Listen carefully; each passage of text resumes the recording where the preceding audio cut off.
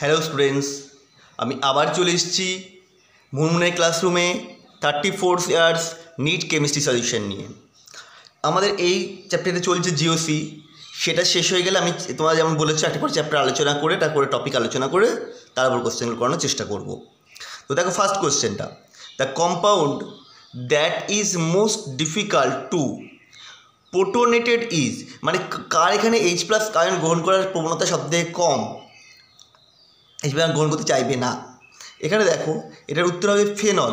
ফেনলে কী হয়, ফেনলের রেজোনেটিং স্ট্রাকচারের জন্য ও H+ আয়নকে দান করে দেয়, দিয়ে ও এই ফেনক্সাইড আয়নে কনভার্ট হয়ে যায়, যার রেজোনেন্স স্টেবিলিটি রয়েছে।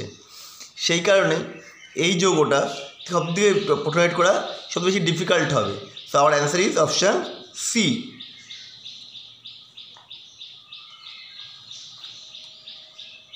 Which of the following is correct with respect to I minus I effect of the substituent?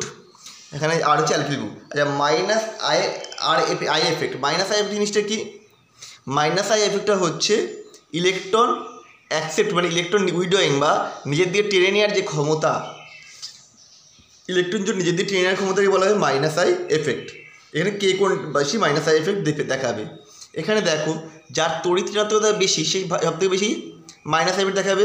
তাহলে নাইট্রোজেন, অক্সিজেন আর ধরো ফ্লোরিন, এই তিনটে রয়েছে, এই তিনজনের মধ্যে কার টানার ক্ষমতা বেশি? সবথেকে ফ্লোরিনের। তাহলে ফ্লোরিনের সবথেকে বেশি টানার ক্ষমতা হবে, তাহলে ও সবার প্রথমে। তারপরে কী আছে? অক্সিজেন, তার তড়িৎ ঋণাত্মকতা বেশি, তাহলে OR গ্রুপ হবে। তারপরে কী হবে? RnH2 হতে পারে, আবার NnH2 হতে পারে। এবার এই RnH2 আর NH2 এর মধ্যে কোনটা ইলেকট্রন টানে? দুটোই টানতে পারে, কিন্তু RnH2 থেকে NnH2 থেকে Nr2 এর টানার ক্ষমতা কম। কেন? কারণ হচ্ছে N এর সাথে দুটো R গ্রুপ যুক্ত রয়েছে, অ্যালকিল গ্রুপ, যাদের প্লাস আই এফেক্ট রয়েছে, মানে ইলেকট্রন ঠেলে দেয়। ফলে এখানে নিশ্চয়ই ও আর অন্য কাছে টানবে না, বরং এটা দান করার চেষ্টা করবে। সেই কারণেই এটা হবে অপশান বি।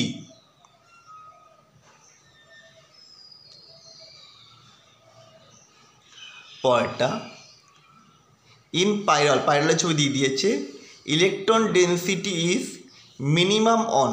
এখানে অনেক কটা পজিশান দেওয়া রয়েছে, কোন পজিশানে ইলেকট্রন ডেন্সিটি সবথেকে ম্যাক্সিমাম হবে? এটা হচ্ছে দেখো এখানে নিশ্চয়ই রয়েছে নাইট্রোজেন, তাহলে এটা যদি দান করতে পারে তাহলে এই কাছাকাছি, অর্থাৎ এই দুটো পজিশান 2 এবং 5 পজিশানেই ইলেকট্রন ডেন্সিটি সবথেকে বেশি হবে। সো অপশান হবে ডি। পরের কোশ্চেন চলে যাই, the pair of electron in given carbanion is present which orbital? বলছি এই যে pair of electron in the given carbanion, carbanion মানে কি? এই যে এটা দেখো, এটা কার্বন মাথায় মাইনাস আছে, তাহলে কার্বনিয়ন এটা is present in which orbital. এখানে তাহলে এই কার্বনটা কোন সংকরণ অবস্থায় রয়েছে? দেখো ট্রিপল বন্ড আছে, মানে কি এটা sp সংকরিত অবস্থায় রয়েছে। সে অপশান হবে C. Which of the following is most correct electron displacement for a nucleophilic reaction to take place? কোনটার ফলে একটা নিউক্লিওফিলিক রিয়াকশন টেক প্লেস করবে? নিউক্লিওফিলিক রিয়াকশন টেক প্লেস যদি করতে হয় তাহলে এখানে একটা নেগেটিভ চার্জ হতে হবে। সেটা কীভাবে হবে?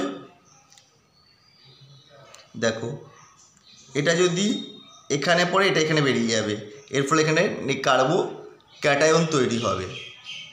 সুতরাং এই প্রক্রিয়াটার মাধ্যমে এটা নিউক্লিওফিলিক রিয়াকশন ডিসপ্লেসমেন্ট হতে পারে ইলেকট্রনের। আর এটা হবে না কেন? এটা এদিকে যাচ্ছে, এটা এদিকে যাচ্ছে, দুটো বিপরীত দিকে, এটা কোনো হয় না। আর এক্ষেত্রে কি, এটা একটা ডিসপ্লেসমেন্ট হয়ে থেমে গেল এবং কোনো চার্জ পার্টিকেল তৈরি হচ্ছে, তাই জন্য এটাও হবে না।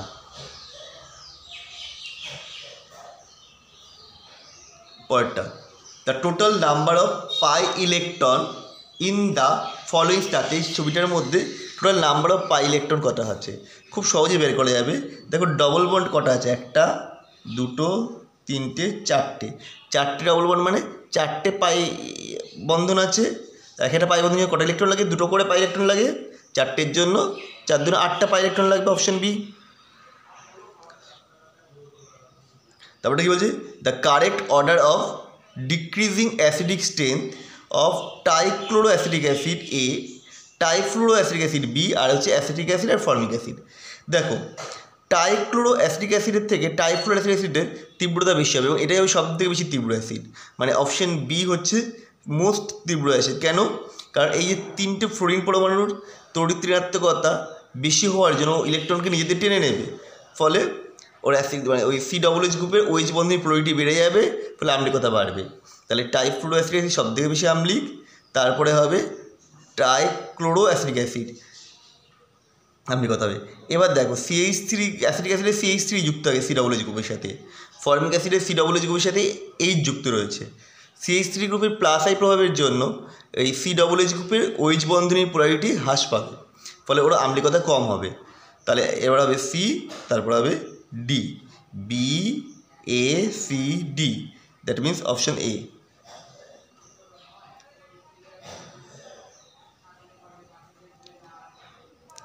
The correct order of increasing bond length CH, CO, CC এবং C ডবল বন্ড C। দেখো, এখানে সব থেকে ছোটো হবে CH বন্ডটা, কারণ হচ্ছে হাইড্রোজেন পরমাণুর আকার খুব ছোট, সেই জন্য বন্ড লেন্থটা কমে যাবে। এরপরে এটা আসবে, দেখো, এক বন্ধন আর দ্বিবন্ধনের মধ্যে দ্বিবন্ধনটা ছোট হয়, এটা হবে 2 নম্বরে। তারপর হবে এক বন্ধন, তারপর হবে CO বন্ড। ভুল বলছি, এটা হবে 2 নম্বর। এই দুটোর মধ্যে সিসি আর সি এর মধ্যে দেখো অক্সিজেন আকার ছোট, সুতরাং এইটা হবে হচ্ছে 1 2, এইটা হবে হচ্ছে 3, সিসি বন্ডটা হবে 4, that means option D. Which of the following compound has most acidic nature? এগুলোর মধ্যে কোনটার অ্যাসিডিক নেচার সব থেকে বেশি? আমরা জানি এগুলোর মধ্যে সব ফেনলের অ্যাসিডিক নেচার সব থেকে বেশি হবে, কারণ ফেনক্সিডেনের রেজোনেন্স সুস্থি রয়েছে, বাকিগুলো কেউই রেজোনেন্স করতে পারবে না। The stability of the carbo anions in the following reaction, মানে চপগুলো দিয়ে দিয়েছে কার স্টেবিলিটি সব থেকে বেশি হবে। এখানে দেখো, কার্বনের তড়িৎচঞ্চলতা যত বেশি হবে তত তার স্টেবিলিটি বেশি হবে। এটা হচ্ছে sp কার্বন, মানে এস তড়িৎ হচ্ছে 50%, আর তড়িৎ সব থেকে বেশি। এটা হবে sp2 কার্বন, এটাও sp2 কার্বন, এটা হচ্ছে sp কার্বন। দেখো, এবার এই দুটো sp2 হলে এদের মধ্যে এ আবার শুধুমাত্র তড়িৎ ঋণাত্মকতা নয়, রেজোনেন্সও করতে পারবে, ফলে এর স্টেবিলিটি আরেকটু বেশি হবে। তাহলে ফার্স্টে হবে 1, তারপর 2 3 4 সাজানোই রয়েছে, so option A. Basic strength বের করতে বলেছে, কতগুলো জিনিস দিয়ে দিয়েছে তার অর্ডার অনুসারে। বেসিক কাকে বলে? বেসিক মানে যাদের প্রোটন অ্যাকসেপ্ট করতে পারছে, বা উল্টো করে বলতে পারো যাদের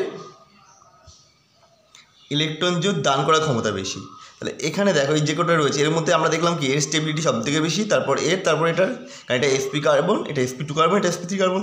তাহলে এর যদি স্টেবিলিটি কম হয় তাহলে H+ গ্রহণ করার প্রবণতা বেশি, তাই এর ক্ষারকীয়তা সব থেকে বেশি, তারপরে এটা, তারপরে এটা, that means option D. Which amongst of the following most stable carbocation, এর মধ্যে কোনটা সবথেকে বেশি স্টেবল কার্বোক্যাটায়ন হয়? আমরা জানি 3D কার্বোক্যাটায়ন সবথেকে বেশি স্টেবল, দেখো এটা 3D কার্বোক্যাটায়ন, শুধু আনসার হবে আমাদের বি। পরের question, in HS-, I-, RNH2 আর NH3 order of proton accepting tendency will be, এদের মধ্যে কার ইলেকট্রন প্রোটনকে অ্যাকসেপ্ট করার প্রবণতা সব থেকে বেশি? এক্ষেত্রে হবে RNH2 সব থেকে বেশি, কারণ এখানে আর এর প্লাস এফেক্টের জন্য এর যে নিষ্ক্রিয় যায় সেটা দান করার প্রবণতা বেড়ে যাবে, ফলে এর প্রোটন অ্যাকসেপ্টিং পাওয়ার সব থেকে বেশি হবে। তারপর হবে NH3, তারপর হবে HS, তারপর হবে I, that means option C. Which one of the following order is correct regarding the DL effect of the substitute?